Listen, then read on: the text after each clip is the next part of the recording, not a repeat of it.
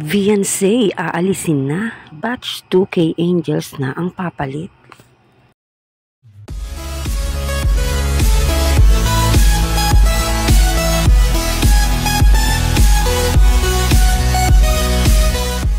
Plano nang ilipat ni Kalingap Rob si Viansay pero si Viansay ang mananatiling Kalingap Angels pa rin.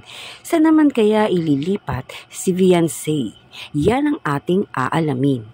Bago po ang lahat, kamusta na po kayo? Muling nagbabalik ang inyong lingkod na mini vlog para maghatid ng mga bagong update tungkol sa Kalingap. Maraming salamat po sa walang sawang pagsuporta sa aking channel. Bago po natin simulan ang video na ito ay huwag po sana nating kalimutan mag-subscribe at mag-like. Maaari pong tapusin muna ang ating video bago po tayo magkomento.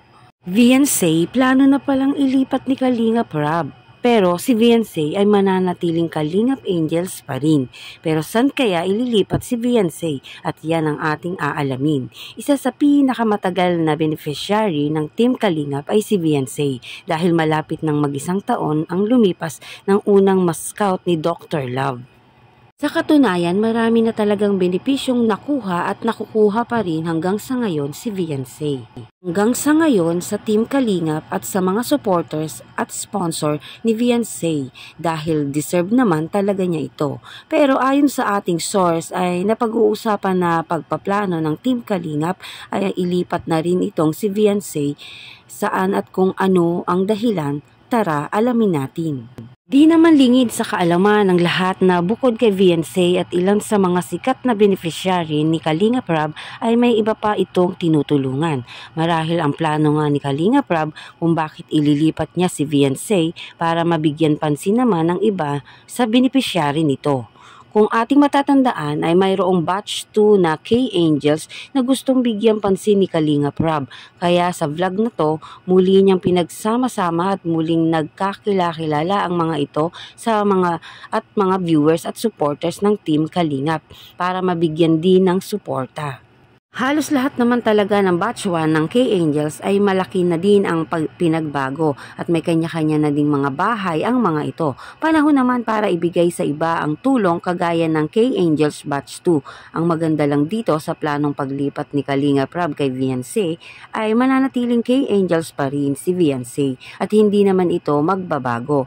Ang sinasabing plano noon ni Kalingap Rob kung ating matatandaan lahat ng K-Angels na stable na at may pabahay na ililipat na sa kabilang channel ni Kalingap Rob at dito nga po sa channel ng Rob Matubang Vlog dadalhin si Viansay.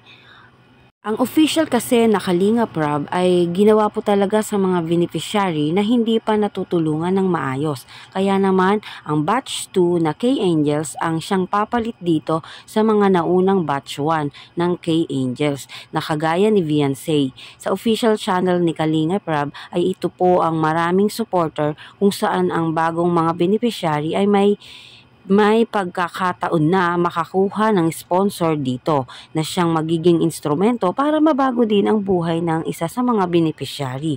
At ang magiging sistema ngayon, ayon sa plano ni Kalingap Rob, mapupunta na si Viansay sa kabilang channel at ang mga bagong beneficiary kagaya ng batch 2 K-Angels ay siyang makikinabang sa official channel ni Kalingap Rob.